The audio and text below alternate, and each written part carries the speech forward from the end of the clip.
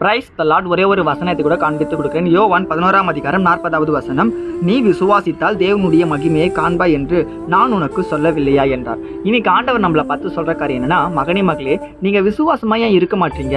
நீங்க விசுவாசமா இருந்தீங்கன்னா என்னுடைய மகிமையை நீங்க பார்க்க மாட்டீங்கன்னு சொல்லி ஏசப்பா இன்னைக்கு நம்மளை பார்த்து சொல்றாருங்க.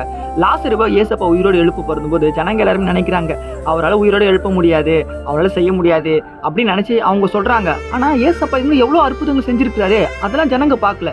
இன்னைக்கும் நம்ம வாழ்க்கையில எவ்வளவு ஏசப்பா நன்மைகளை செஞ்சிருக்காரு. நம்ம வாழ்க்கையை நம்ம திரும்பி பார்க்கும்போது நம்ம கடந்து வந்த பாதையில ஏசப்பா எவ்வளவு அற்புதம் செஞ்சிருக்காரு. ஆனா இப்ப நமக்கு சில காரியங்கள் கிடைக்கல, சில காரியங்கள் நடக்கல அப்படின்றதுக்காக ஏசப்பா எனக்கு அற்புதமே செய்யப்பட்டாருப்பா, நான் என்னதான் கடல ஏசப்பா எனக்கு செய்யவே மாட்டாரு சொல்லிட்டு கவலைப்பட்டுன்னு இருக்கீங்களா? இன்னைக்கு ஆண்டவர் உங்களை பார்த்தா சொல்றாரு, மகனே மகளே, நீ விசுவாசித்தா தேவனுடைய மகிமையை பார்ப்ப அப்படின்ட்டு. உன் வாழ்க்கையை நீ ஒரு அற்புதத்தை பார்க்கணும் அப்படின்னா நீ விசுவாசமா இருக்கணும்னு சொல்லி இன்னைக்கு ஆண்டவர் உங்களை பார்த்தா சொல்றாரு. ஏன்னா விசுவாசம் இல்லாமல் தேவனுக்கு பிரியமா இருப்பது கூடாத காரியம். விசுவாசமா இருந்தீங்கன்னா அவர் உண்டு என்று நம்புங்க. நம்மை தேடர்களே அவர் பலன் அளிக்கிறார். அப்போ உங்க வாழ்க்கையை நிச்சயமா நீங்க எதிர்பார்க்கிற காரியத்தை உங்களுக்கு அவர் செய்வார். அது திருமணமா இருக்கட்டும், வேலையா இருக்கட்டும், படிப்பா இருக்கட்டும், தொழிலா இருக்கட்டும், நிச்சயமா எல்லாத்துலயும் நீங்க அற்புதங்களை பார்க்க தான் போறீங்க விசுவாசமா இருந்தீங்கன்னா. இப்ப விசுவாசிக்கிறீங்கன்னா ஆமென் போட்டுக்கோங்க. இதே போல வசனத்தை ஃபாலோ பண்ணிக்கோங்க. God bless you. ஆமென்.